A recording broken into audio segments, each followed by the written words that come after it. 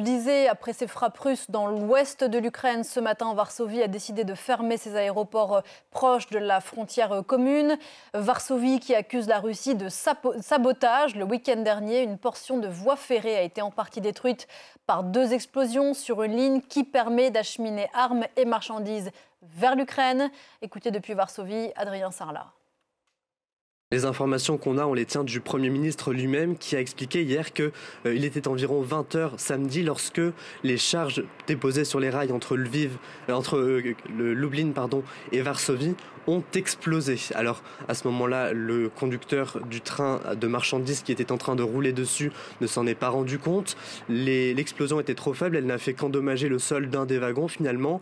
Et le lendemain, c'est le conducteur du train suivant qui lui a eu le bon réflexe de s'arrêter en voyant devant lui les rails endommagés, évitant ainsi une catastrophe ferroviaire, d'autant que lui transportait des passagers.